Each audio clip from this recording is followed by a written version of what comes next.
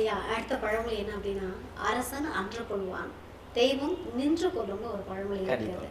பொதுவா எல்லாரும் கேள்விப்படுற விஷயம் தான். ஆனா அது பின்னாடி உள்ள அர்த்தம் நிறைய பேருக்கு தெரியாது. இதுக்கான அர்த்தம் என்ன ஐயா? ஆமாங்கம்மா, ரொம்ப சந்தோஷம். இந்த ஆதிகால பழமொழியில பெரிய ஒரு முக்கியமான பாயிண்ட் இதில் தான் இருக்குது. அதாவது பாரம்பரிய திருவள்ளுவர் குல வம்சம், பிரசன்ன ஜோதிடர் சுப மாரிமுத்து, திருப்பூர்ல இருந்து இந்த பதிவு உங்களுக்காக. இப்போ பார்த்தீங்கன்னா, அரசன் அன்று கொள்வான் தெய்வம் நின்று கொள்ளுன்னா என்னன்னு கேட்டிங்கன்னா, ஒரு வீட்டில் பயங்கரமான ஒரு பொறாமை பிடிச்சவங்க யாரோ ஒருத்தர் இருப்பாங்க. அவர் எந்த தீங்கும் செய்யாதவரை இந்த அம்மா சாபம் கொடுத்துக்கிட்டே இருக்குங்க. இந்த சாபம் கொடுத்து கொடுத்து கொடுத்து அவங்கள பார்த்தாலே இவங்களுக்கு ஒரு வயிறு எரியும். ஏதாவது கெடுதல் பண்ணிக்கிட்டே இருப்பாங்க. இந்த கெடுதல் பண்ண பண்ண பண்ண பண்ண அவங்க எந்த தீங்கும் செய்யாதவங்க அத்தனையும் தாங்கிட்டே போவாங்க.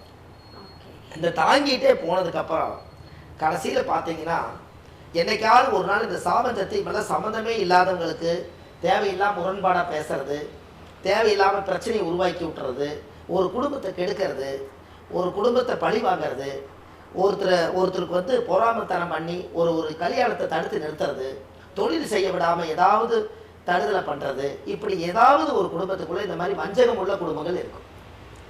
இவங்களுக்கு என்னாகுன்னு கேட்டிங்கன்னா, அவங்க எதுக்காக இருக்கிறவங்க எல்லாமே ஆண்டவன் பார்த்துக்குவான், எல்லாமே கடவுள் பார்த்துக்குவாரு அப்படின்னு சொல்லிட்டு அத்தனை சுமைக்கும் அத்தனை பேருக்கும் பொறுமையாக இருந்து அவங்க